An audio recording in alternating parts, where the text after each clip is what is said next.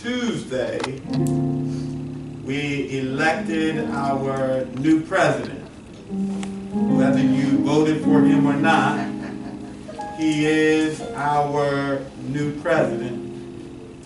I know many have taken to the streets and protested because of his selection. But I reminded many, and went on Facebook and sent some things out as well, to remind us that, you know what, there were a lot of people who felt the same way when Obama was elected. And I know that we all said, give the man a chance. And so we got to do the same thing for Trump as we did for Barack, because regardless of what we may think of him, he is the leader of our nation.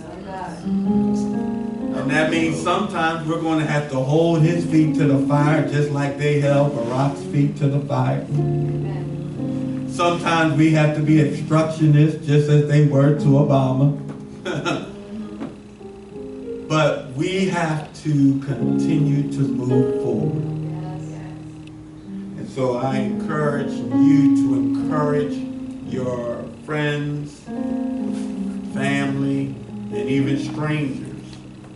You never know. He may go down as one of the greatest presidents of this United States of America. So let's give him a chance. Lots of prayer. And he needs lots of prayer. I'm sure Obama had a wonderful time overwhelming him with all that's going on in the nation. I was watching him sitting in the seat. He just looked like, oh my goodness, this little comb over is going to be gone. Dealing with all this stuff.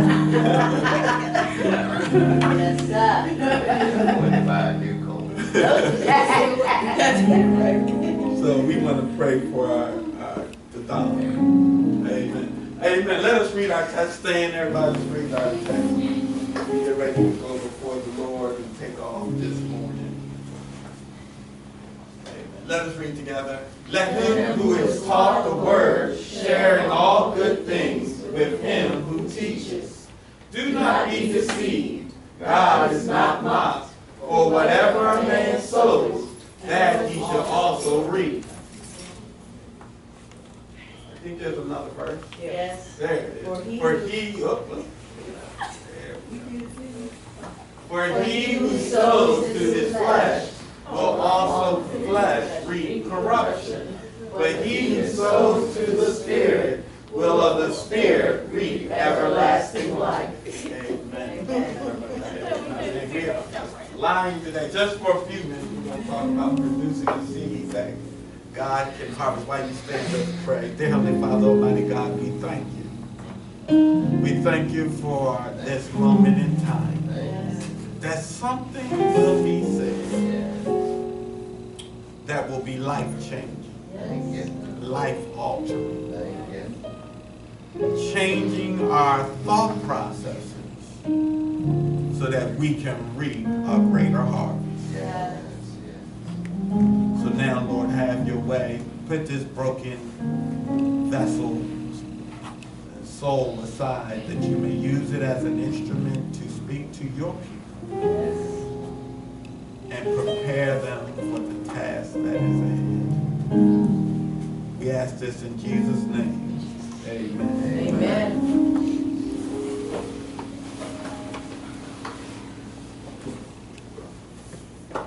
Well, last week, as daunting as it has seemed, we completed our study of the 7 laws of uncommon success, written by Mike Murdoch. I pray that you have learned from these laws. Just to recap them real quick, we studied the law of difference. We talked about our significance. The law of the mind, which talked about what you think is what you become. The law of recognition,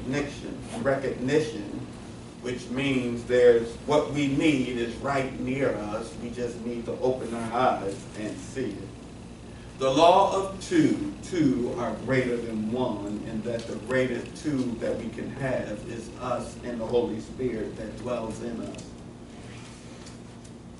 We'd also studied the law of place, that God has ordained a place for us to where our success will take place. The law of honor, who you honor has direct relationship to your success, and who you dishonor directly relates to our failure. And then last Sunday we talked about the law of the seed and how the seed is what we plant. Yes. What was the first law we were on? The difference, the law of difference, the law of the mind, Third. law of recognition. That's right. And then the last one was the law of the seed, which we learned that you reap what you sow. Mm-hmm. Amen.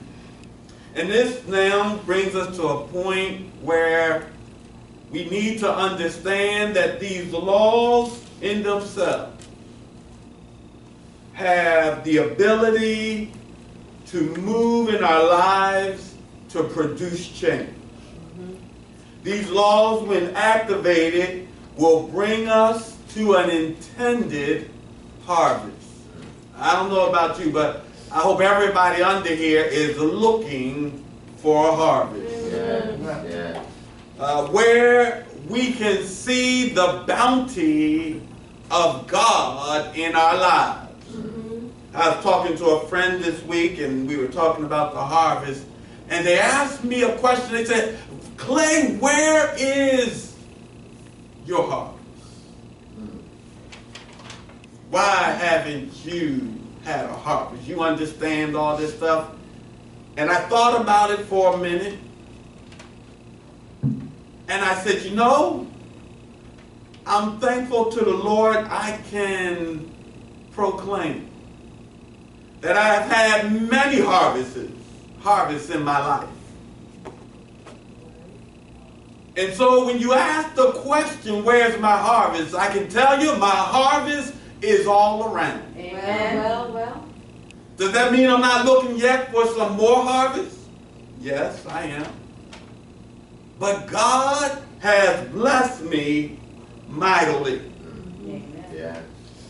One thing I started to understand as I started to prepare this week is that we are planting seeds everywhere we go. Yes.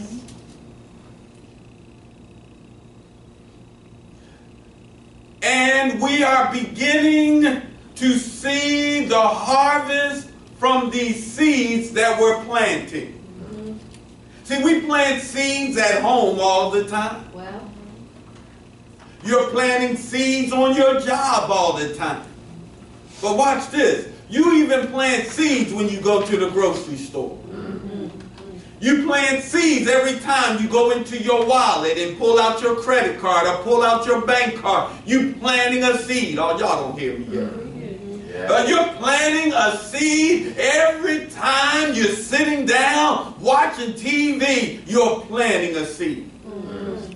You're planting a seed even when you're driving in the car, thinking about whatever you're thinking. You are planting seeds. Sometimes we're planting seeds in other folk, and sometimes we're planting seeds in ourselves. Yes. Amen. Amen. One of the biggest challenges of being a Christian is waiting on your harvest. Mm. Our seeds that we plant come through our thoughts. Mm-hmm. They come through our words. They even come through our imagination. Mm. We plant seeds through our actions. And all the time, these seeds that we are planting are either producing life or death. They're producing life when I breathe God into each and every one of them. Now, I'll be honest with you, I'm not a proponent of positive thinking. I tried positive thinking. And the problem with positive thinking is that when trouble shows up, it's easier to fall back in negativity. Yes. Y'all don't hear me. Yes. I remember one day a friend of mine wore a dress to work. Everybody was talking about how nice she looked in her dress.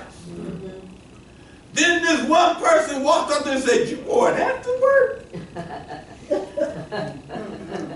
And that woman said, after all these other folks said how nice she looked, she said, "I'm never wearing this dress again." Wow.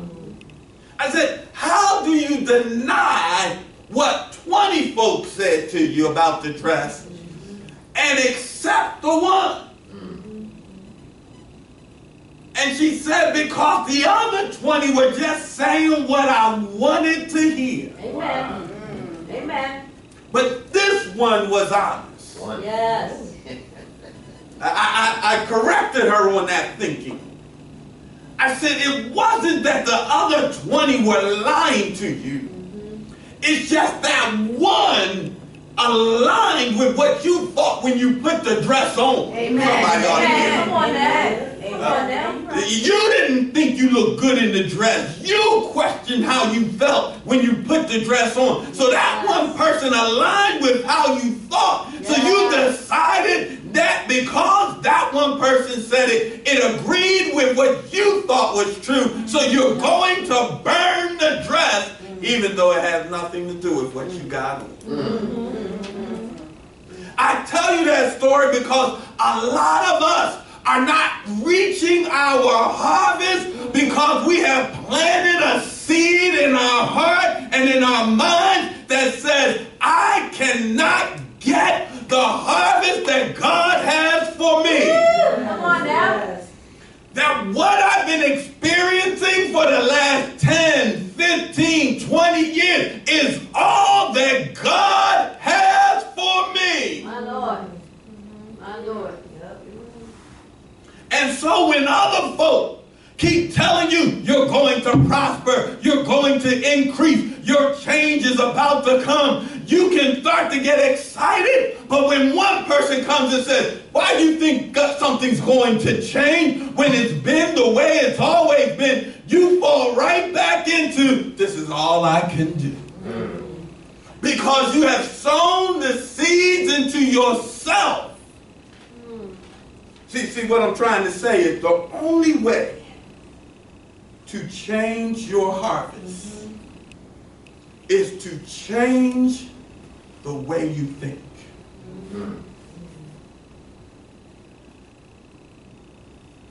If I want someone to change, it's not just good enough to tell them what to do. But I got to get them to start seeing in their mind themselves doing it. Oh, y'all hear me? Come on now. See, you can't just decide tomorrow, I'm going to be the next musician of Jehovah Christian Ministries. But you got to see yourself playing on Sunday while you're sitting there trying to learn the chords and all the different things that you need. I'm trying to get somebody. Watch this. When you go out and walk, Valerie, do you some days don't feel like walking, don't feel like going out, want to stay home, your body hurts, but you see yourself completing the task even before you walked out the door, and because you can see yourself completing it before you started it, it allows you to get yourself up, put on your workout clothes, and walk out the door. Amen. Amen. Yep, that's true. Amen. See, these 7 laws are trying to change your mind and to realize some things about yourself. that you are the difference that God is waiting for to step up and to step out. It's not the difference in you that should cause you to hide yourself and say, I'm not good enough, I'm not strong enough, I'm not this person, I'm not that person. But that's not the point. The point is you are who you are, and God can use you just the way you are. See, you got to get the mind right to understand that God, who was able to use anything, chooses to use you. Yes. See, the troubles and the problems and the heartaches and the heartbreak were only to prepare you to be the man and the woman that God wanted you to be, to make a change in somebody else's life. The most debilitating thing that can happen to a woman is to be raped. But yet there's some women who've been raped that turned it into a proclamation to use it to help other people who've been through the same situation that she's been, and she's not afraid of it. She's willing to open up, tell somebody about what God has done from her worst situation and turned it around. Yes, yes. But there's others that are still broken. We must choose not to allow our trouble to define us. But we must choose to use our trouble to begin the move to help somebody else.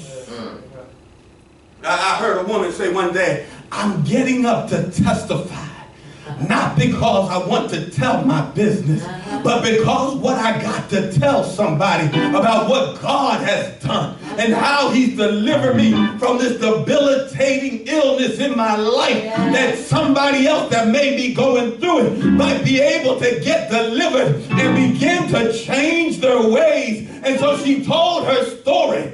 Well, she found out after church that everybody started coming up and said, I didn't know that you went through that thing. Never could tell that you were down and out. But let me tell you something. I went through what you were going through, and I was locked up, shut up, couldn't get out. But because you got up and said something about what God can do, now I believe that I can get over my hurt.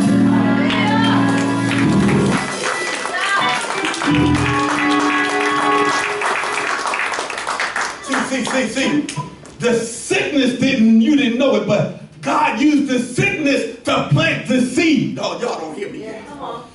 He used the sickness to plant the seed so that something would grow on the inside of you, so that you would know that God is a recovering God, that God is a healing God, so that now you can begin to produce another harvest, that when somebody else is going through, when somebody else is down and out, you can go to them and pray the prayer that you prayed over yourself and let somebody know that they can come out of the situation, and you have started to produce a harvest right there in your life.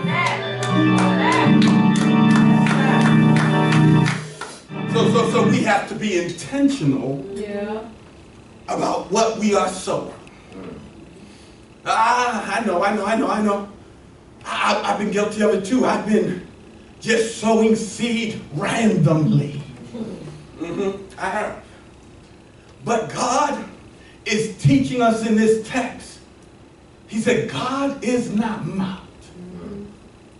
In other words, you can't fake him out.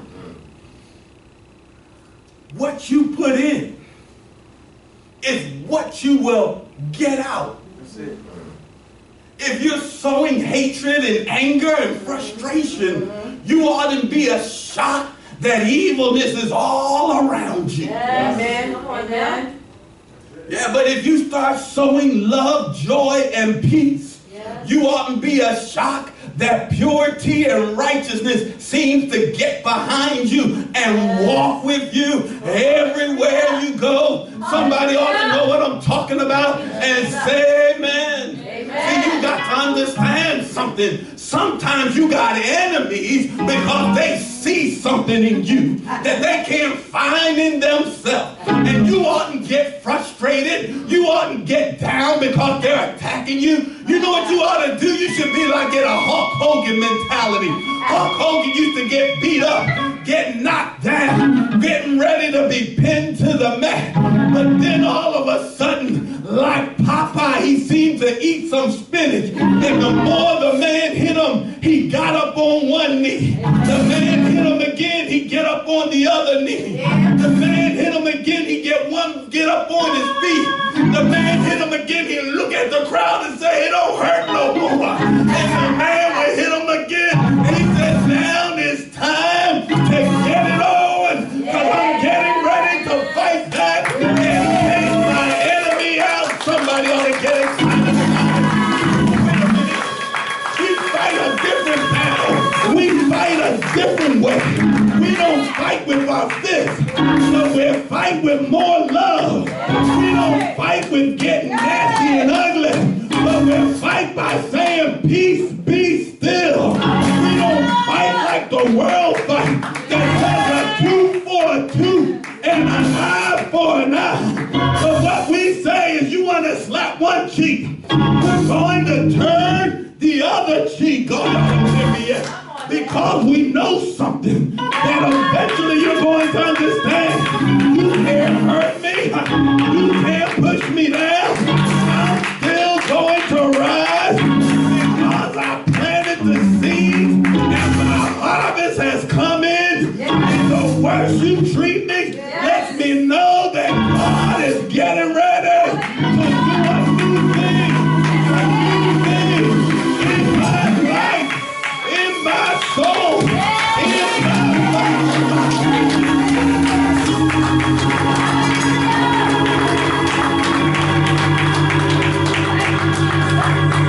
See, I want a harvest. So I got to be intentional about what I'm going to sow. If you want a particular harvest, if you want more peace in your home, ask the question, Lord, what seed do I need to plant today? You want more income? You got to ask the question, what seed do I need to plant today, Lord?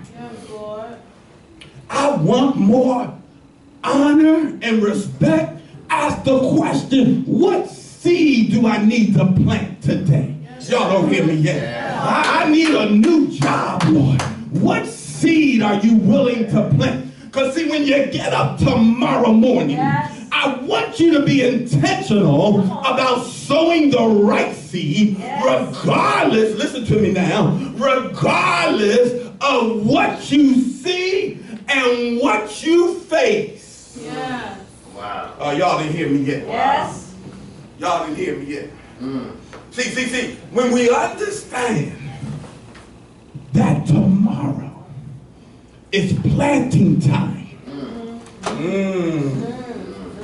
I plan to go a little different way on this, but I'm going to stay here and we get ready to close out so we can stand all over the sanctuary.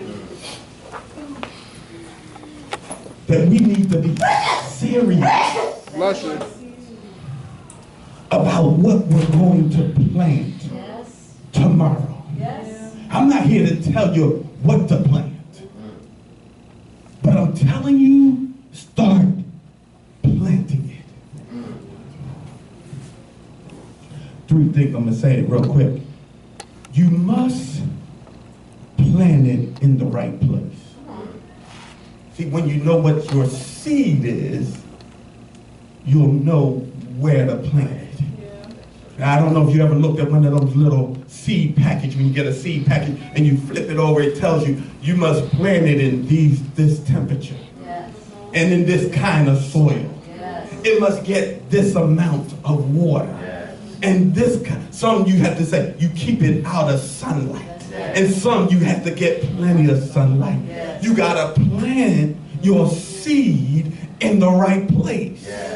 Now watch this. When we go back to the laws, that means I'm planting my seeds in the right people. Oh my Okay, God. come on now. I'm planting my seeds when I honor you, when I look to you. Oh, come on, somebody. Yeah. Not only we plant it in the right location, but we must plant it in the right temperature. Yes. Which means I need to check your mentality to see what your temperature is so I can see if you're ready to receive the seed. Oh, come on, somebody. I might found the right person, but they're not yet in the right temperament to receive what God has for them. Amen. So I have to instruct. And then lastly, you must water the seed. Yes. What is the water? The water falls down out of heaven and then plentifies the ground. Watch this. The water is the word of God. Yes. Your words are water. Watch this. When you look at the people that are around you, are they watering your seed, or are they sending poisonous rain on your ground? Because see, poisonous rain poisons the seed so that when it germinates, it grows corrupted.